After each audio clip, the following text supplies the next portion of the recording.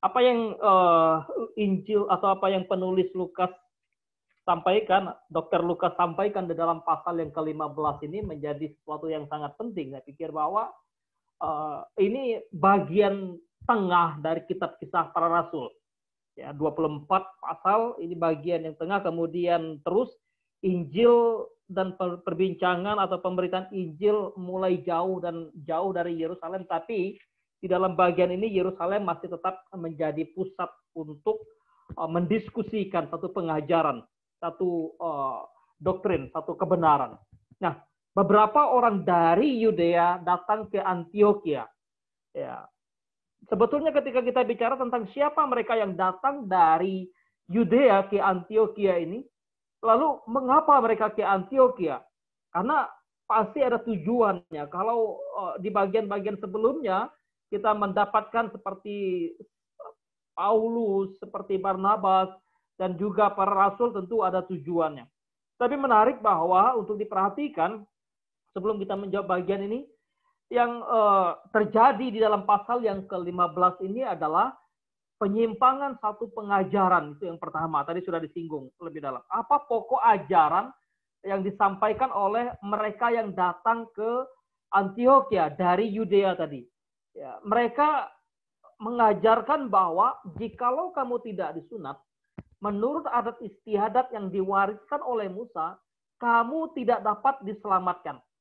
Ini menjadi poin penting di dalam kekristenan tentang keselamatan, tentang bagaimana orang percaya diselamatkan. Ya, jikalau kamu tidak disunat, menurut orang-orang yang datang dari Yudea ke Antioquia kepada orang-orang Kristen bukan Yahudi, nah, kalau kamu tidak disunat, ya kamu tidak akan diselamatkan. Sementara keselamatan sudah tuntas dikerjakan oleh Kristus melalui kematian di kayu salib. Pengorbanan Kristus sudah sangat sempurna. Oleh sebab itu, apa yang disampaikan oleh orang-orang dari Yudea ke Antioquia ini adalah bicara tentang tradisi. Bagi mereka adalah sesuatu yang diwariskan, tradisi atau adat istiadat yang diwariskan oleh Musa. Ya, apa yang sebetulnya mereka pahami tentang tradisi, adat istiadat? Nah, bicara tentang sesuatu yang mereka pahami bukan bicara mutlak tentang apa yang Tuhan nyatakan di dalam tulisan baik Taurat, 5 kitab Taurat maupun kitab para nabi. Orang-orang Yahudi memahami tradisi, memahami adat istiadat itu, justru mereka memahami adat istiadat tradisi itu sebagai satu tanggapan mereka, sebagai satu respon mereka, sebagai satu tafsiran mereka terhadap kitab-kitab para nabi, termasuk juga kitab-kitab Musa. Sehingga bicara tentang tradisi, adat istiadat adalah sesuatu yang disampaikan atau yang diteruskan dari seseorang kepada orang lain. Bicara tentang, dalam konteks Yahudi, bicara tentang rabi, ajaran yang khususnya dari seorang guru kepada para muridnya. Nah, para rabi Yahudi menganggap tradisi yang diteruskan dari guru mereka dan kemudian mereka terus pelihara, bagi mereka itu adalah bagian dari Taurat. Padahal sejatinya kalau ditelusuri, justru itulah yang kemudian dikecam oleh Yesus juga ketika dalam Injil Matius pasal yang ke-15, kita juga bisa mendapatkan di sana. Itu bicara tentang tradisi mencuci tangan, membasuh tangan. Nah, tradisi-tradisi itu mereka pelihara. Nah, mereka sejajarkan dengan kitab suci. Mereka sejajarkan dengan otoritas firman Allah. Oleh sebab itu ini sesuatu yang sangat penting. Maka ketika bicara tentang sunat, dalam hal ini mereka menekankan tentang sunat. Oleh sebab itu nanti kita baca dalam Kolose tulisan Paulus pasal yang kedua ayat 11 sampai 14 sangat jelas sekali bicara tentang sunat ya, yang sejati itu bukan lagi sunat yang dilakukan oleh tangan manusia, tetapi yang dikerjakan oleh Kristus, yang dilakukan oleh Kristus. Bicara tentang apa? Bicara tentang pengorbanan Kristus, karena bicara sunat adalah bicara tentang penumpahan darah. Bicara tentang sunat itu bukan diberikan pada Musa. Jauh sebelum kepada Musa ada, perintah perjanjian sunat diberikan kepada Abraham. Ya, jadi sebelum Taurat ada, janji tentang sunat itu sudah diberikan kepada Abraham. Untuk apa? untuk menyimbolkan bahwa ada satu ikatan perjanjian. Darah tertumpah sebagai satu perjanjian. Oleh sebab itu, sebagai satu simbol perjanjian itu, maka bagaimana kemudian darah itu digenapi dalam diri Kristus sebagai anak tunggal Allah yang datang ke dalam dunia ini.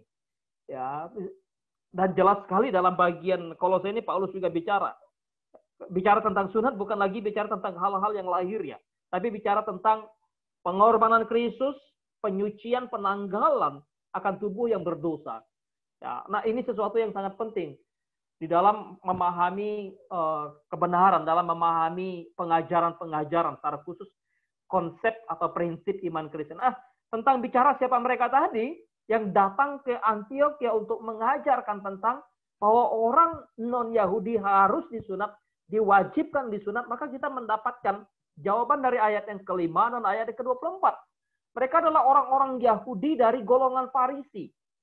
Ya, dari golongan Farisi dalam ayat 5 ini ketika Paulus dan Barnabas datang ke Antiokhia, datang ke Yerusalem untuk mendiskusikan apa yang harus dilakukan sebagai orang-orang yang kemudian percaya kepada Kristus, maka orang-orang dari golongan Farisi yang betul-betul bagi mereka memelihara adat istiadat, memelihara tradisi, mereka mewajibkan atau mengharuskan orang non-Yahudi untuk sunat.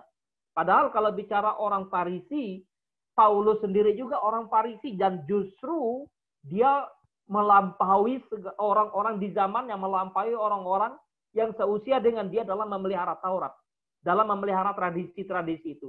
Dan bahkan dia sendiri tidak mempertahankan sunat ini. Disinilah kita melihat bagaimana tadi Pak Heri sudah menyinggung satu pengaruh tradisi orang-orang Farisi, Yudaisme yang kemudian masih mereka pegang. Ya, ini kemudian kalau dibiarkan tentu nanti kita akan lihat kenapa disebut sebagai satu mencobai Allah ketika mereka harus mewajibkan orang-orang untuk bersunat sebagai satu syarat menerima keselamatan. Nah, orang-orang ini adalah bukan saja bicara tentang mereka sebagai orang-orang Farisi, tapi juga mereka adalah orang-orang yang sebetulnya tidak mendapat pesan dari para rasul. Ayat yang ke-24 memberitahukan kepada kita, ya, kami telah mendengar bahwa ada beberapa orang di antara kami. Orang di antara kami menunjukkan orang-orang Yahudi yang datang ke Antiokhia. Tentu orang-orang Yahudi yang sudah percaya disebutkan di sini. Yang kemudian tiada mendapat pesan dari kami. Jadi mereka tidak diutus seperti Barnabas, seperti Paulus, seperti kalau bagian-bagian sebelumnya kita mendapatkan orang-orang seperti Filipus. Ya, biasanya kalau memang gereja mula-mula mau menyampaikan satu pengajaran, selalu ada pengutusan yang dilakukan oleh jemaat. Di dalam pasal yang ke-15, pasal 14, bagaimana jemaat di Antiokhia ini waktu mengutus Paulus dan Barnabas untuk menjalankan misinya, kemudian demikian juga sebaliknya, mereka juga sampai kembali lagi ke Antiokhia. Jadi selalu ada pengutus. Sementara orang-orang ini disebut sebagai orang-orang yang liar. Ya, orang-orang yang kemudian mengajarkan tanpa ada suatu mandat dari para rasul, dari gereja.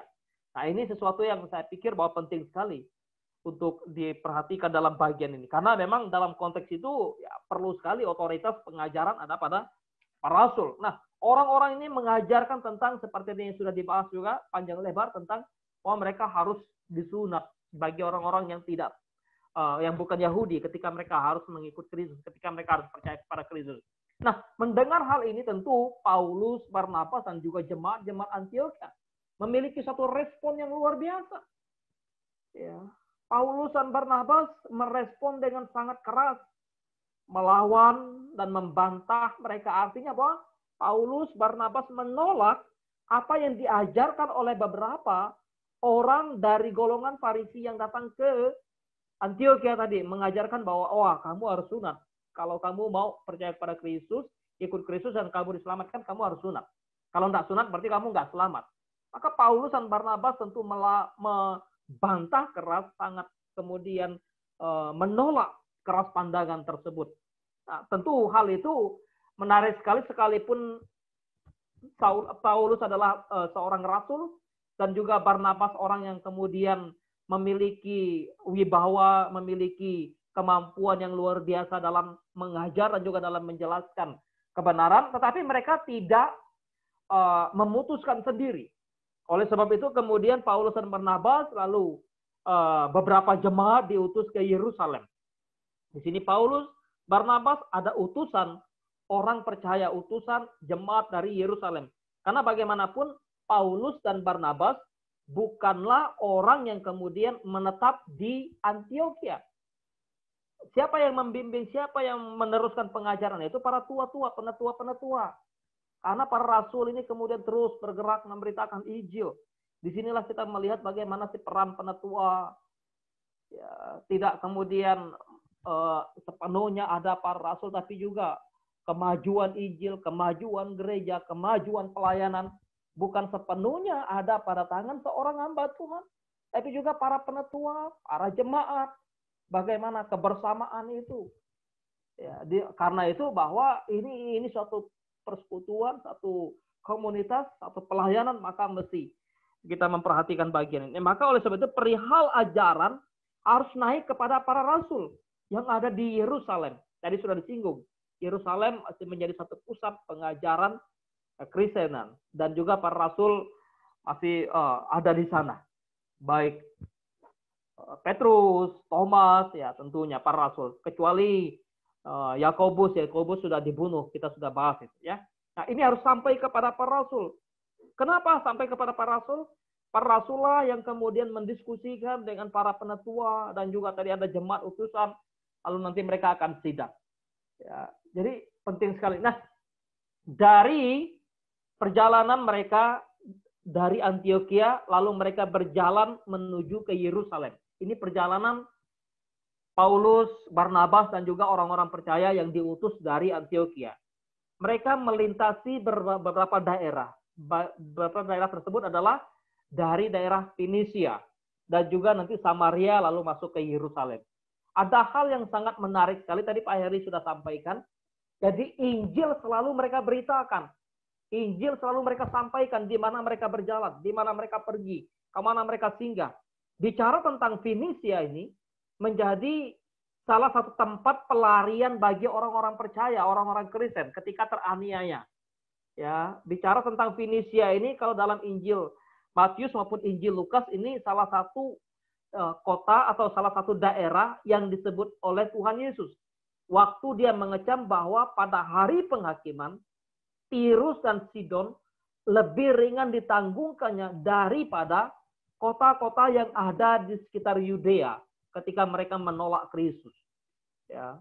Kemudian ketika kita ingat Fenisia ini, tentu juga kita ingat seorang perempuan yang menjamah jubah Yesus, Zero-Fenisia, yang sudah mengalami sakit pendarahan sangat lama, tetapi waktu kemudian dia menjamah jubah Tuhan Yesus, lalu Yesus bertanya, wah tidak baik memberikan roti yang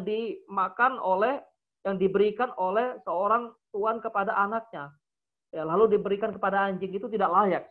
Misalnya. Tapi kemudian perempuan tersebut mengatakan, ya memang perempuan itu kemudian menjawab, oh ya anjing-anjing pun makan dari remah-remah yang jatuh dari anak-anak itu. Artinya bahwa di Zero-Fenisia, baik di Tirus maupun Sidon, orang asing yang notabene-nya orang asing bukan Yahudi, dan di sana pun ada orang-orang yang kemudian akan dipilih dan diselamatkan oleh Allah. Dan penduduk Zero-Fenisia ini adalah kebanyakan orang-orang Yunani. Memang budayanya budaya Helenis yang sangat berkembang di sana. Sehingga kalau dalam perjanjian lama, bahwa Zero-Fenisia ini atau Fenisia ini disebut sebagai daerah orang Kanaan dan orang Ibrani maupun mereka sendiri menamai mereka sebagai pedagang, orang-orang yang pedagang. Di dalam bagian ini, sepanjang jalan ini, maka Paulus dan Barnabas terus memberitakan pertobatan orang-orang yang tidak mengenal Allah, pertobatan orang yang bukan Yahudi, lalu terima Kristus.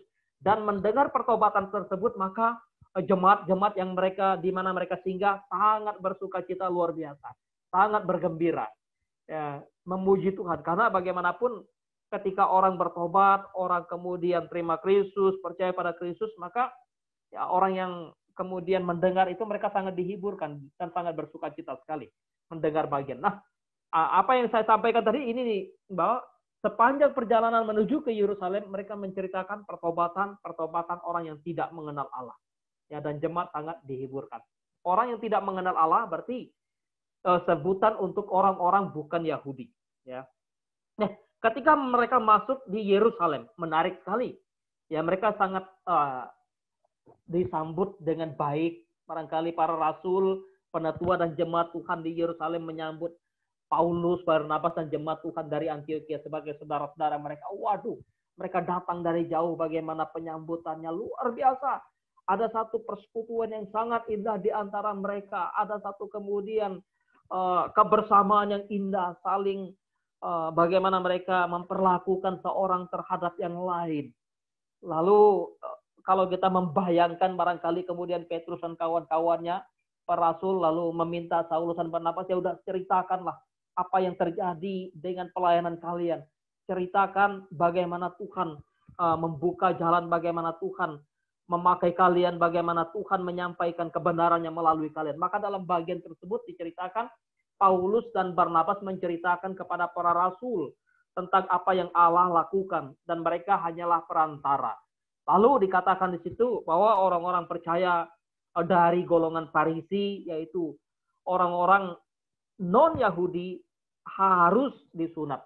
Ya, maka memberitakan kepada orang-orang Kristen di Antioquia yang datang ke Antioquia itu adalah golongan orang-orang Farisi, bagian dari mereka ini. Ini sesuatu yang luar biasa. Kemudian bukan saja harus disunat, tetapi wajib menuruti hukum Musa. Ada satu kewajiban, ada satu keharusan. Dan ini adalah datangnya dari mana? Perintah ini diharuskan, diwajibkan. Datangnya dari orang-orang Farisi. Bukan datang dari para rasul. Sementara yang menentukan, yang memiliki otoritas, satu pengajaran adalah para rasul. Sehingga bagian ini menarik sekali. Ya, para rasul yang kemudian menentukan seperti apa dan bagaimana orang harus bersikap. Sehingga kemudian atas dasar itu lahirlah, dilakukanlah rapat para rasul, sidang para rasul, dan para penetua, utusan jemaat dari Antioquia, ya jemaat. Maka tadi Pak Heri juga sudah singgung. Jadi para rasul punya peranan penting dalam satu pekabaran Injil, dalam satu kemajuan jemaat. Para penetua punya peranan yang sangat-sangat penting. Ya, kemudian utusan-utusan jemaat. Kalau bicara utusan jemaat, saya percaya bahwa pasti mereka adalah orang-orang yang terpilih juga. Ya, tetapi menarik sekali disinilah kemudian kolaborasi yang luar biasa. Sebagai tubuh Kristus, sebagai anggota tubuh Kristus, saling menopang, saling kait-mengkait, ya ibarat puzzle, saling melengkapi. Wah, kalau para rasul tanpa dukungan para penetua, tanpa dukungan jemaat Tuhan, maka saya percaya bahwa ya itu bukan sesuatu yang dikehendaki Allah untuk gereja ini. Sehingga bagaimanapun, karena para rasul juga akan pergi dan mereka akan meninggal. Para tua-tua inilah yang akan meneruskan pelayanan. Adapun agenda sidang di Yerusalem adalah menjawab pertanyaan, apakah orang bukan Yahudi ketika mereka menjadi orang Kristen atau menjadi orang percaya dan menjadi murid Kristus, lalu apakah mereka perlu atau wajib disunat menurut tradisi adat istiadat yang diwariskan oleh Musa? Menurut mereka diwariskan oleh Musa. Ya, tetapi itu bukan sesuatu yang diwariskan oleh Musa. Kalau bicara tradisi yang dipelihara oleh orang Yahudi, lebih kepada aturan-aturan yang memang mereka ciptakan atau rabi-rabi mereka buat. Ya. Nah, menjawab pergumulan ini, maka satu pergumulan yang sangat panjang. Saya pikir bahwa kalau kita memperhatikan tulisan di sini, mereka bertukar pikir sangat-sangat lama. Barangkali juga alot, ada ya argumentasi bermacam-macam. Mungkin juga ya orang-orang Farisi juga mengutip ayat ini, mengutip barangkali. Tetapi kan tidak ada di situ. Tidak ada. Oleh sebab itu menarik bahwa ketika mereka sudah lama membicarakan dan barangkali tidak mendapatkan satu kesimpulan, maka Petrus sebagai seorang pemimpin para rasul, ya kalau kita memperhatikan di dalam pasal yang kedua kisah para rasul pun, waktu hari Pentakosta, maka Petrus juga yang berdiri lalu berbicara kepada saudara-saudara yang terkasih. Apa yang disampaikan oleh Petrus adalah dia menyampaikan panggilan dirinya bagi Allah. panggilan Tuhan bagi dirinya seperti apa. Wah, Tuhanlah yang memanggil dia, Tuhanlah yang memakai dia untuk menjadi perantara bagi Injil kepada orang-orang asing, kepada orang-orang bukan Yahudi. Walaupun dalam Kisah Para Rasul pasal yang ke-9, Yesus juga sudah mengatakan tentang panggilan Yesus kepada Paulus yang pada waktu itu masih Saulus, bahwa Saulus akan menjadi pembicara atau pemberita Injil kepada orang-orang asing. Tetapi ketika Petrus bicara tentang bagian ini, dia mengacu kepada apa yang dia telah lakukan, apa yang dia telah alami waktu berada di rumah Kornelius dalam pasal yang ke-10. Ya, sehingga waktu di rumah Kornelius, Petrus berkata, kamu tahu bagaimana orang Yahudi tidak masuk ke rumah orang bukan Yahudi. Orang Yahudi, kami orang Yahudi, tidak bergaul dengan orang bukan Yahudi. Kemudian orang Yahudi tidak makan binatang yang kemudian haram. Ya. Maka dalam bagian ini kemudian Petrus melanjutkan, Allah yang mengenal isi hati manusia. Ya, Allah mengenal isi hati manusia. Ia telah menyatakan apa yang menjadi kehendaknya. Jadi tidak ada yang kemudian bisa mengatur Allah untuk menyelamatkan siapa yang mau dia selamatkan. Waktu Roh Kudus dicurahkan di atas orang-orang yang ada di rumah Kornelius, maka orang-orang Yahudi yang bersama dengan Petrus tercengang. Sehingga Petrus berkata, ya siapa yang bisa menahan? Roh Kudus bekerja, siapa yang bisa menahan? Allah bekerja atas orang-orang asing ini. Jadi Allah melihat, mengenal isi hati manusia yang telah menyatakan, kemudian Allah telah menyatakan apa yang menjadi kehendak Allah sendiri. Allah menerima orang bukan Yahudi dengan cara mengaruniakan Roh Kudus juga. Sebagaimana Allah mengaruniakan Roh Kudus kepada orang-orang Yahudi, demikian juga Allah mengaruniakan Roh Kudus kepada orang-orang bukan Yahudi yang kemudian dikenal Allah dalam konteks ini, yang kemudian dipilih oleh Allah, yang kemudian mengalami satu pertobatan. Ya, Allah yang mengaruniakan kepada orang-orang bukan Yahudi Roh Kudus. Sehingga bagi orang-orang Yahudi, kamu nggak bisa komplain. Kamu nggak bisa marah, kamu nggak bisa mengatur Allah. Kalau Allah mau mempertobatkan mereka, kamu mau bilang apa? Ya, barangkali itu yang dikatakan oleh Petrus. Sehingga kemudian apa yang selanjutnya dikatakan oleh Petrus, bahwa Allah tidak mengadakan suatu perbedaan. Tidak ada perbedaan antara orang Yahudi dan orang bukan Yahudi di hadapan Allah yang diselamatkan oleh Allah dalam Kristus. Mereka sama-sama. Sehingga Paulus bicara, tidak ada orang merdeka, tidak ada hamba, tidak ada budak, tidak ada tuan, tidak ada lagi yang mengenal kemudian Yahudi dan non-Yahudi. Tidak ada. Di hadapan Allah ketika Allah mau menyelamatkan, maka semua sama di hadapan Allah. Nah, ini penting sekali, sehingga sebetulnya gereja, ya, maka sebagai hamba Tuhan juga ya kita, atau hati-hati juga, tentu ini mengajar saya bahwa seringkali juga kita masih melihat status orang seperti apa di hadapan Allah. Padahal dalam bagian ini kita diingatkan, mau orang kaya, mau orang miskin, sama di hadapan Allah. Mau dia pejabat, mau dia rakyat biasa, sama di hadapan Allah. Dan bahkan ketika kita sebagai pelayan Tuhan pun, mau saya pendeta, mau teman-teman Bapak Ibu penatua, mau jemaat biasa, ketika di hadapan Allah, ya maka kita sama. Ini menarik sekali bahwa tidak ada satu perbedaan di dalam diri manusia satu dengan yang lain di hadapan Allah. Allah menyucikan orang bukan Yahudi juga dengan iman. Dan tentunya ya memaksakan sunat kepada orang bukan Yahudi sebagai satu tindakan yang mencobai Allah. Apa artinya tindakan mencobai Allah?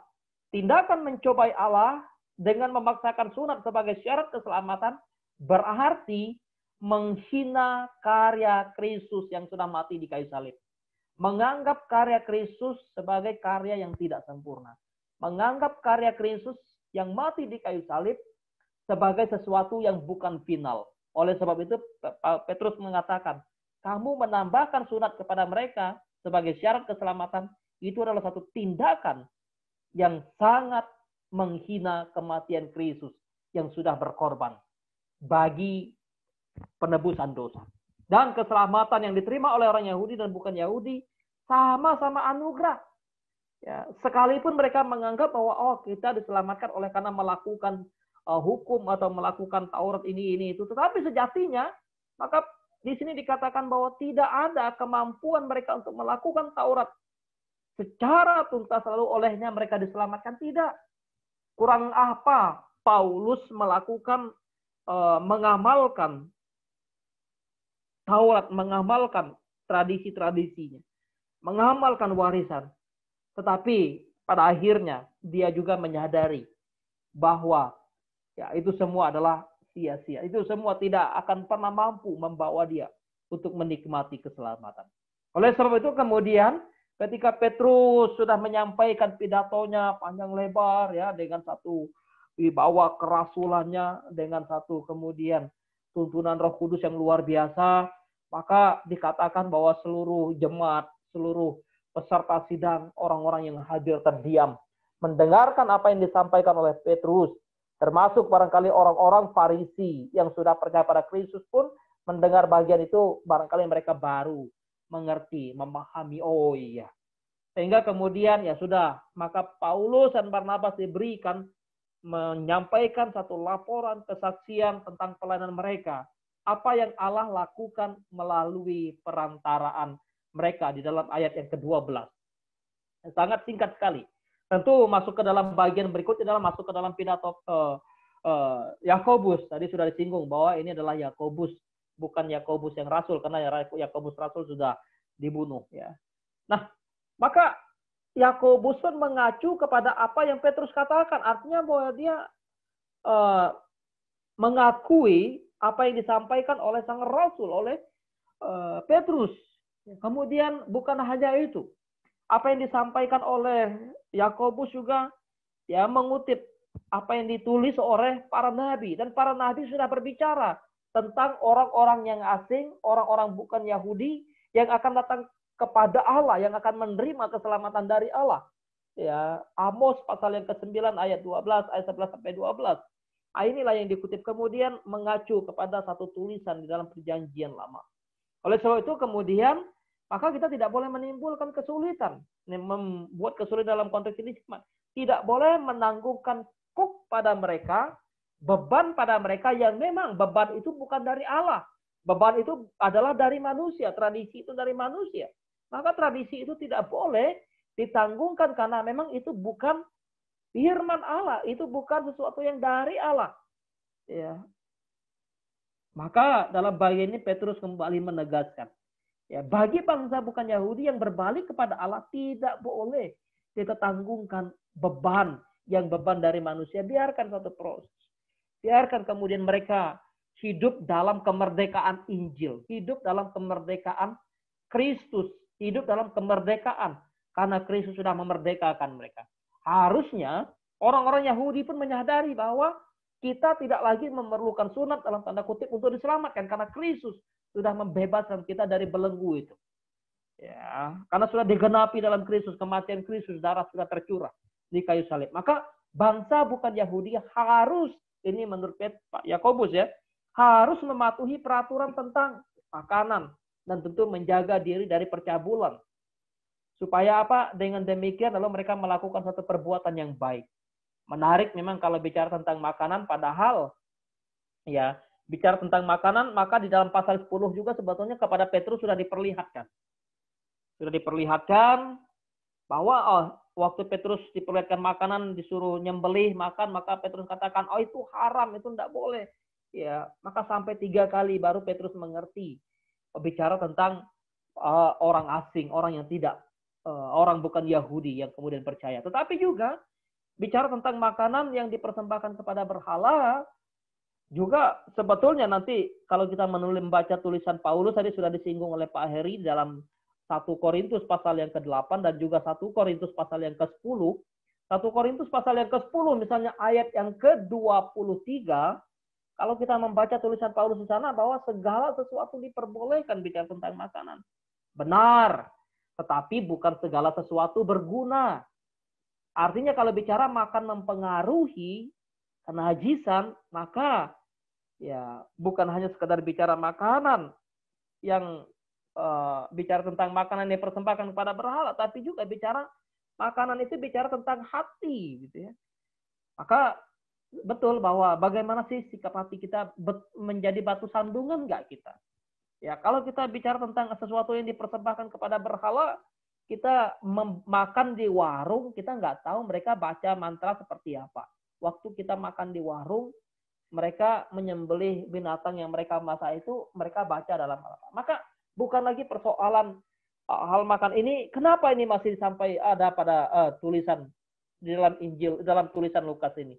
Mengapa ini masih menjadi bahan diskusi? Ingat, progressive revelation. Bahkan ini ketika mereka membahas bagian ini, tentu Lukas kan belum menulis ini, masih diskusi nanti penulisan setelah beberapa tahun kemudian. Ya. Nah, menarik sekali kemudian apa yang dilakukan oleh orang-orang di Yerusalem itu. Mereka bukan saja mendiskusikan tentang apa yang harus dilakukan oleh orang-orang bukan Yahudi, tapi juga mereka akan memilih orang yang akan diutus ke Antioquia. Ya, maka terpilihlah Yudas yang disebut Barsabas dan juga Silas. Orang mereka dua lah yang terpilih. Nah, siapa mereka? Ini Alkitab juga memberikan sesuatu yang luar biasa. Mereka adalah orang yang terpandang di antara saudara-saudara. Kalau kita memperhatikan apa yang disampaikan oleh Alkitab, waktu para rasul memilih 7 pelayan meja, maka baik Stefanus, kemudian Filipus dan sebagainya, mereka adalah orang-orang yang punya, boleh dikatakan orang-orang yang terpandang, orang yang terkenal baik. Dan bukan hanya itu, tapi juga orang yang penuh dengan Roh Kudus. Ya, maka bicara Yudas yang disebut Barsabas juga dan juga Silas adalah orang yang betul-betul terpandang. Ya, kalau kita membaca nanti dalam pasal yang ke-16, di sana nanti kita akan menemukan seorang anak muda yang dikenal baik juga, Timotius. Tapi kita belum masuk ke sana. Nah, orang baik Yudas maupun Silas ini, orang yang telah mempertaruhkan nyawa mereka, mempertaruhkan jiwa mereka, mempertaruhkan hidup mereka. Untuk apa? Untuk pelayanan. Karena apa? Karena nama Kristus. Wah, ini sesuatu yang luar biasa. Artinya bahwa ketika mereka mempertaruhkan nyawa, maka jangankan harta, jangankan waktu, jangankan tenaga, nyawa saja mereka sudah pertaruhkan. Waktu saya membaca bagian ini, kadang saya betul merenung, waduh Tuhan, aku belum seberapa. Terkadang aku masih ada keluh kesah. Terkadang aku masih juga mengadukan ini dan itu. Aku belum mampu seperti apa yang kau mau. Kalau saya membaca bagian, ini berat sekali. Tapi kembali bahwa kalaupun kita mampu menjalani satu panggilan di hidup kita, itu pertolongan Roh Kudus bagi kita. Karena itu mari kita terus-menerus hidup dalam satu persekutuan indah. Maka mereka berdua juga disebut sebagai nabi. Siapa mereka? Mereka disebut sebagai nabi dalam konteks apa? Mereka membawa pesan dari para rasul. Kemana? Ke orang percaya di Antioquia dan Syria. Bicara nabi, definisinya adalah penyambung lidah Allah. Penyampai pesan yang datang daripada Allah kepada umat. Nah, dalam hal ini kemudian mereka disebut sebagai nabi. Untuk apa? Kemudian nanti kita temukan dalam ayat yang kita baca tadi, mereka juga menasehati orang-orang di sana. Sebagai fungsi kenabian ada pada mereka. Itulah bagiannya menarik sekali. Lalu menyampaikan secara lisan, maka mereka diutus menyampaikan secara lisan kepada orang percaya bukan Yahudi di Antioquia, Syria, dan Kilikia tentang keputusan rapat para rasul dan penetua di Yerusalem tentang bagaimana orang Kristen bukan Yahudi harus bersikap. Nah, inilah surat keputusan tadi. Alamatnya jelas, orang-orang percaya bukan Yahudi di Antioquia. Ya. Kepada saudara-saudara dari para rasul, penetua, dan saudara-saudara di Yerusalem. Ini menunjukkan satu wibawa surat yang luar biasa kepada saudara-saudara kita, orang percaya di Antioquia, orang-orang percaya yang bukan Yahudi. Ini satu perhatian gereja, perhatian para rasul luar biasa.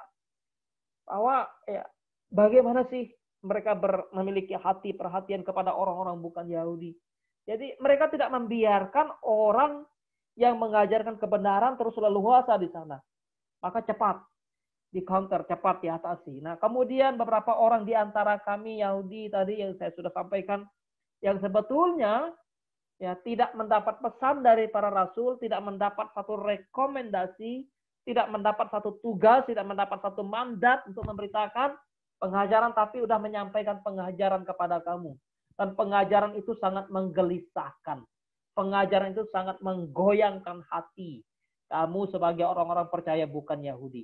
Jadi hati orang-orang percaya bukan Yahudi sangat digelisahkan Mereka digoyang oleh satu pengajaran yang menyimpang dari satu kebenaran yang Kristus sampaikan kepada para rasul.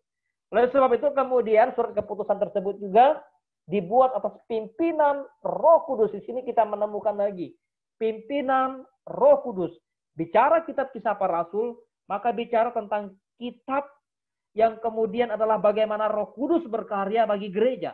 Roh Kudus hadir memimpin gereja. Roh Kudus ya mengaruniakan kepada gereja tentang suatu pengajaran, mewahyukan pengajaran kepada gereja, mewahyukan pengajaran kepada umat Tuhan melalui para rasul ini juga. Sehingga disebutkan oleh pimpinan atau atas pimpinan Roh Kudus. Jadi tentu tadi sudah disampaikan bahwa bagaimana kita mengambil satu putusan, menggumulkan sesuatu sebagai orang percaya, tentu kita meminta pimpinan, tuntunan, hikmat, bijaksana daripada Roh Kudus. Lalu bagaimana kemudian kita mendengarkan peka terhadap satu pimpinan Roh Kudus? Ya, maka dalam konteks kita sekarang, ya kita nggak bisa lepas dari perenungan firman, belajar firman, mendalami firman, berelasi dengan Allah dalam doa, dalam saat teduh, dalam satu persekutuan. Ya. Nah, dalam bagian ini kemudian tujuannya jelas, supaya kepada kamu atau kepada mereka jangan ditanggungan lebih banyak. Supaya kepada kamu tidak lagi ditanggungkan seperti yang diajarkan oleh beberapa orang tentang sunat itu. Jadi tidak ada lagi. Tetapi sekaligus juga memberitahukan kepada mereka apa yang menjadi tanggung jawab mereka sebagai orang-orang bukan Yahudi. Walaupun tadi sudah disinggung bahwa bukan persoalan tentang makan dan minum, tetapi bicara tentang ini sebetulnya lebih kaitan dengan etika Kristen. Ya, waktu kamu makan, kita makan, kira-kira orang tersandung enggak? Maka di dalam kitab Galatia, Paulus dan Petrus pun di situ Paulus menegur Petrus ketika Petrus bersikap misalnya munafik. Ya. Oleh sebab itu bicara di sini bagaimana kita waktu kita makan iman kita kuat, kemudian orang yang kita ajak makan imannya nggak kuat, lebih baik kita menahan diri untuk tidak makan. Jadi sebetulnya lebih kepada apakah kemudian kita menjadi batu sandungan dalam hal-hal makan minum. Dan tentu dalam konteks ini kemudian mereka mesti menjauhkan diri dari hal-hal percabulan, memelihara diri untuk melakukan suatu perbuatan yang baik. Dan Yudas dan Silas kemudian ke Antioquia, mereka mengumpulkan jemaat Tuhan di Antioquia, lalu mereka menyampaikan, membacakan surat yang mereka bawa. Nah, mereka menyampaikan kepada orang-orang percaya bukan Yahudi tentang apa yang diputuskan di Yerusalem. Dan tentu jemaat sangat bersukacita, sangat bergembira sekali. Mereka sangat dihibur sekali mendengar, menerima satu keputusan dari para rasul. Ya, lalu Yudas dan Silas menasehati, menguatkan hati jemaat. Ini penting sekali ya, menguatkan hati, meneguhkan hati. Saya pikir bahwa bagian ini juga menjadi satu panggilan gereja, panggilan kita sebagai orang percaya. Lalu ketika tugas mereka selesai, misi mereka selesai, lalu mereka kembali ya ke Yerusalem, tetapi Silas masih memilih tinggal di Antioquia. Waktu mereka kembali dari Antioquia ke Yerusalem, waktu tugas mereka selesai, maka jemaat di situ pun melepaskan mereka. Ya, artinya mengutus mereka kembali lagi. Ini sesuatu yang luar biasa, saya pikir bahwa ada satu pekerjaan Tuhan yang sungguh-sungguh sangat luar biasa dalam kehidupan gereja Tuhan. Paulus, Barnabas berpisah. Ya. Paulus dan Barnabas berpisah. Kenapa mereka berpisah? Tentu latar belakang perpisahan mereka adalah tadi Barnabas ingin membawa Markus atau Yohanes. Paulus tidak mau membawa Markus, tidak baik membawa Markus, tidak baik membawa orang yang pernah meninggalkan kita. Karena dalam pasal 13 ayat 13 sudah kita bahas juga. Waktu mereka ke Pamfilia, ya kemudian Markus kembali ke Yerusalem. Ya, tentu Alkitab sendiri tidak mencatat apa yang menjadi alasan bagi Markus untuk kembali. Tapi menarik bahwa dalam bagian ini Barnabas, Saulus mengajar dan memberitakan firman bersama-sama sebagai satu tim yang kuat, tim yang kemudian sangat dipakai Tuhan. Pribadi-pribadi yang dipakai Tuhan luar biasa. Tapi waktu mau mengunjungi jemaat-jemaat Tuhan yang di mana mereka sudah memberitakan Injil, ya kenapa mesti mengunjungi? Karena situasi pada waktu itu juga pasti mereka belum punya gembala-gembala yang tetap. Tentu pertama, kedua situasi pengajaran-pengajaran sesat juga terus berkembang. Selain itu ada satu penganiayaan atau hidup jemaat tentu belum dalam kondisi yang damai. Karena itu Paulus ingin membawa Barnabas, ayo kita menguatkan jemaat, meneguhkan mereka, ya, menghibur mereka. Inilah bagian dari panggilan pelayanan sebetulnya. Kehidupan gereja, orang-orang percaya saling meneguhkan, saling menguatkan. Ya, tetapi kemudian waktu mereka mau pergi, hanya karena beda siapa yang mau bawa. Dan saya pikir bahwa dalam bagian ini saya merenungkan, ternyata yang namanya perselisihan bukan hanya terjadi ketika orang salah dan tidak salahnya. Ya, orang bisa berselisih kalau kedua-duanya sama salah. Pertama, orang bisa berselisih kalau salah satu ada yang salah, salah satu ada yang benar. Bisa berselisih. Tapi ternyata orang juga bisa berselisih karena di sini mereka tidak ada salahnya. Paulus tidak ada salah. Dia mau, oke, kita nggak usah bawa Markus, nggak ada yang salah. Demikian juga Barnabas, kita bawa Markus, tidak ada yang salah juga. Ya, tetapi dalam konteks sama-sama bahwa saya melihat sama-sama benar lah. Ya, tetapi melihat dari sisi yang lain, sisi apa, tentu ada perbedaan-perbedaan. Tetap aja bisa perselisihan. Ya. Oleh sebab itu kemudian ya udah kita pisah, ya. Paulus membawa Silas, kemudian Barnabas membawa Markus. Menarik bahwa barangkali Paulus adalah tipe orang yang begitu cepat tek ya, langsung sangat orangnya sangat cepat sekali. Barnabas barangkali dia tipe orang yang kemudian sangat sabar, sangat mengayomi, ya. Nah, sebetulnya kalau dipadukan dua-dua ini sesuatu yang luar biasa. Ya, namanya Paulus orang cepat, melihat orang yang lelet, barangkali waduh kamu ini seperti apa sih gitu ya. Tapi kalau Barnabas nih kemudian orang yang jiwanya ya udah sabar, tekun, membimbing, ya. Ini di sinilah tiap-tiap orang punya keunikan sebetulnya. Ya, jadi tidak ada kemudian satu orang mesti sama satu dengan yang lain. Tidak, tiap-tiap orang punya keunikan tersendiri. Dan pada akhirnya kalau nanti kita akan membaca di dalam berikutnya, maka nanti bagaimana Paulus kembali membawa Markus dan bahkan dia menginginkan Markus untuk datang kepadanya. Pelayanan Markus sungguh luar biasa. Kalau kita membaca dalam 2 Timotius pasal 4 ayat yang ke-11 di sana, ya. Bawa juga Markus serta dengan engkau kepadaku. Nah, menarik bahwa lalu karena perselisihan, karena perpisahan, lalu apakah mereka saling benci? Tidak. Apakah mereka saling iri? Tidak. Mereka tetap mengerjakan pelayanan. Kalau bahasanya Pak Bigman dulu, ya kalau kita berselisih, berbeda paham satu dengan yang lain, apakah karenanya kita harus meninggalkan pelayanan? Apakah karenanya kemudian pelayanan Tuhan tidak dikerjakan? Kan tidak. Kita harus tetap mengerjakan pelayanan. Kita harus tetap mengerjakan apa yang Tuhan percayakan kepada kita. Ya. Dan tentu sangat-sangat luar biasa bagian ini menyadar ingatkan kepada kita. Lalu ketika mereka mau berangkat melayani Tuhan, kembali bahwa apa yang dilakukan oleh jemaat Tuhan. Jemaat Tuhan menyerahkan mereka ke dalam kasih karunia Allah. Dengan kata lain, jemaat Tuhan mengutus baik Paulus dan Silas maupun Barnabas dan juga Markus. Nah, seperti apa yang tadi disampaikan atau ditanyakan oleh Ibu Lumongga, penulisan Injil Markus memang beberapa tradisi mencatat sekitar tahun 60-an. 60-an sebelum Masehi. Yang jelas bahwa setelah peristiwa di mana Markus sudah melakukan pelayanan juga bersama dengan para rasul Paulus ini. Karena nanti kemudian ini kan beberapa tahun setelah kenaikan Kristus, ya. Kenaikan Kristus, kematian Kristus kan misalnya tahun Yesus hidup 33,5 tahun. Misalnya anggaplah kalau dihitung dari 0 tahun pertama Masehi, maka kematian Kristus pada tahun 33 atau 30 menjelang 34 misalnya. Maka setelah kematian Kristus beberapa 40 hari kemudian lalu hari kemudian Kristus terangkat ke surga, maka 50 hari setelah kebangkitan Kristus lalu Pentakosta, berarti kan masih dalam tahun yang sama. Maka setelah itu kemudian Injil diberitakan, Roh Kudus curahkan, kemudian para rasul bergiat dan terus menerus.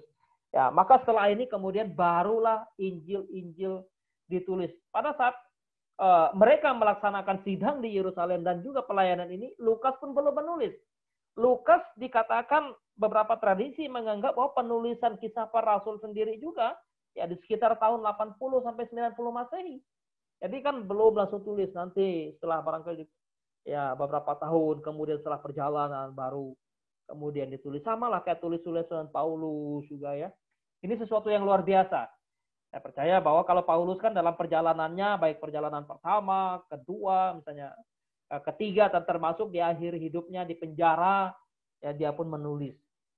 Ya. Tetapi apa yang kita bisa pelajari bahwa mari sebagai gereja Tuhan kita saling, sebagai jemaat Tuhan kita saling hidup ya di dalam kasih karunia Allah, saling menopang, menguatkan, meneguhkan dalam melayani. Kalaupun ada perbedaan cara pandang, perbedaan prinsip, ya saya pikir bahwa itu seharusnya tetap membawa kita untuk mengerjakan pekerjaan Tuhan yang Tuhan percayakan kepada kita.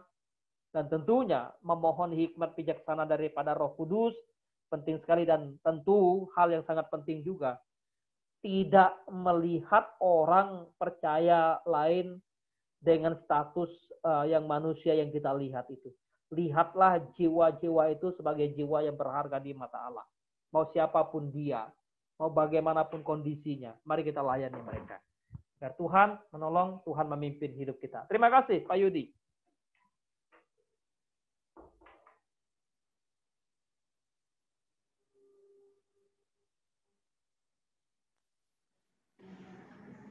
Baik, Pak Netson. Terima kasih ya atas penjelasannya. Kita jawab ya. Bila mungkin ada 1-2 yang ingin bertanya. Namun sebelum itu, apakah Ibu Lumongga sudah terjawab? Pertanyaannya Bu Lumongga tadi sudah sempat disinggung oleh Pak. Kalau ditulisnya kira-kira tahun 60, perjalanan Paulus yang pertama ini tahun berapa ya kira-kira?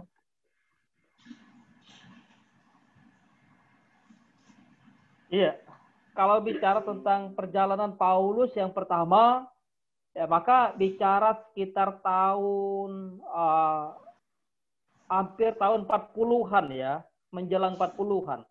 Karena ya anggaplah tahun 34 adalah kemudian, kalau kita hitung misalnya, kalau kita hitung tahun Kristus lahir dari tahun 1 Masehi, kemudian 33,5 tahun, maka ya Kristus mati misalnya. Kemudian mati 3 hari, bangkit, kemudian 40 hari kemudian Yesus naik ke surga, masih dalam tahun 34 misalnya ya.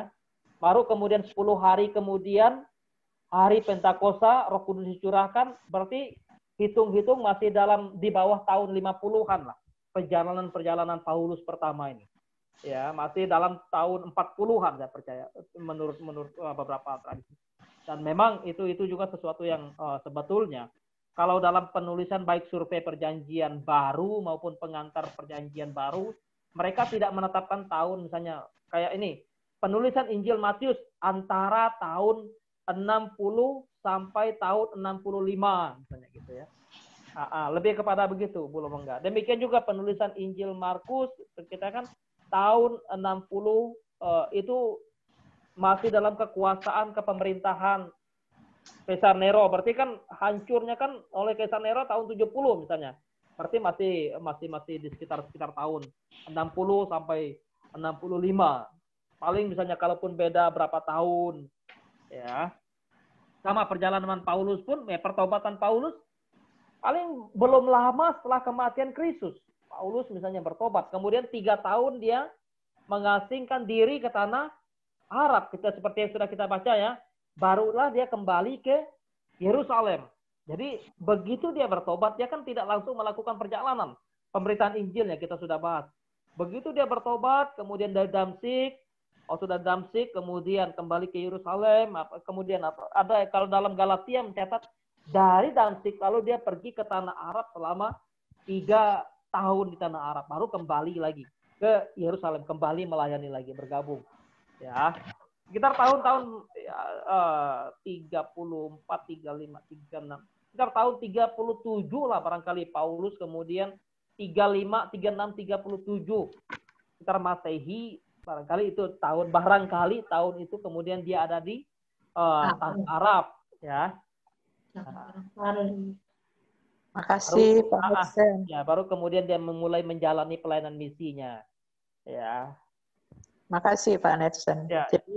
Jadi memang kayaknya Markus itu menulis Injil pada waktu dia nggak bersama-sama dengan Paulus. Ya, karena pasti iman Markus sudah mulai mulai dewasa kerohanian.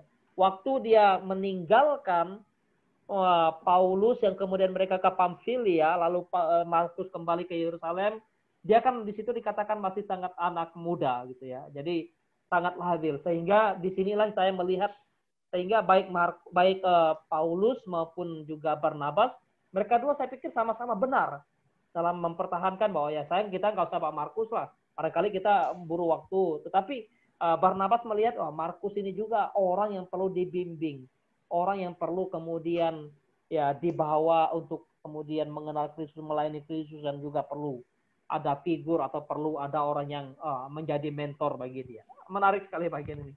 Sehingga dari kedewasaan itu ya kemudian bertumbuhlah barangkali ya menjadi orang yang semakin mengenal Tuhan, semakin cinta Tuhan dan cinta pelayanan.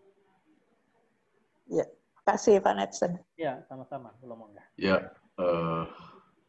sebenarnya waktu ini sudah pas jam 9 ya. Tapi saya kasih kesempatan deh satu orang lagi. Barangkali ada yang mau bertanya. Jangan sampai sudah selesai masih ada ganjalan yang mau ditanyakan. Kayaknya PA-nya nggak cukup 2 jam ya, Pak.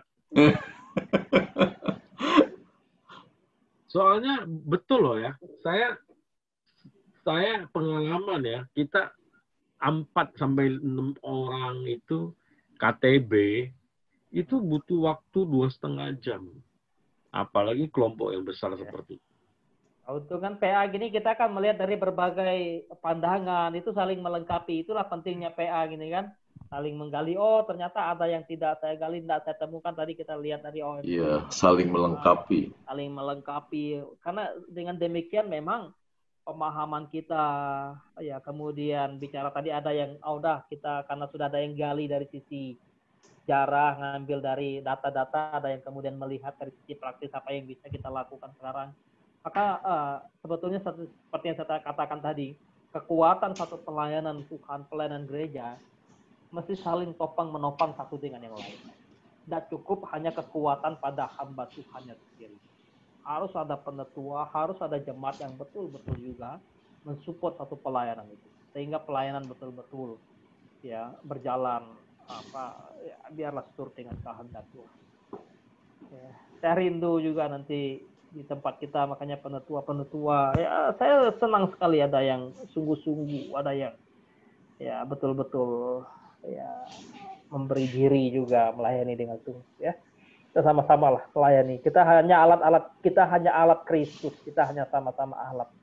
Kalau bahasanya Paulus tadi, kita semua hanya perantara dari Allah mengerjakan sesuatu bagi dunia. Allah mengerjakan sesuatu atau memberitakan Injilnya bagi orang lain. Ya, kita hanya media.